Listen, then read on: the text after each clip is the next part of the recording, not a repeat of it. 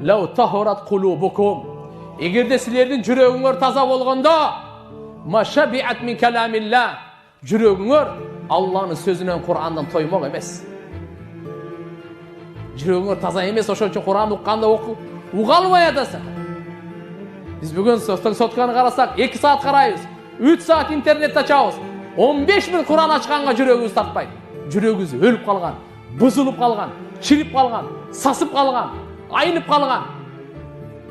Ушундай жүрөк менен Аллага барсак не болот? Ушундай жүрөк Аллага алып барсак бизге пайда береби? Ушундай жүрөк менен биздин ортобузда ынтымак болобу?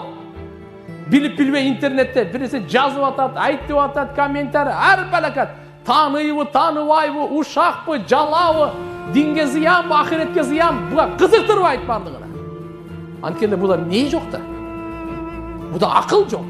Буда иман жок. Ойлонот эле. Буга жооп берем, Алланын алдында жоопкерчилик жок. Жанында периштелердин сезими жок. Үстүдө Алла карап турганын сезими жок. Өлүмдүн түшүнүгү жок. Кабырдагы түшүнүк жок. Каяка баратын? Тугандарга, бул жол менен кетсек жакшы болбойт. Кайтайлы.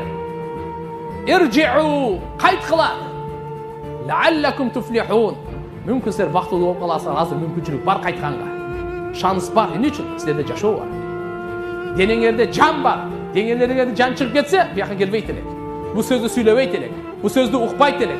Мечитке кадам таштабайт элек. Денебизде жан бар, ошон үчүн келдик.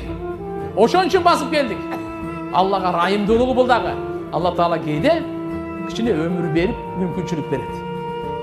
Ушу кайтып каларым экен. Жаман жолду таштайарым экен. Мени танып, мага баш ийип, мага ибадат кылып, мени сүйүп, мага таянып, мага жакындап жашарым экен.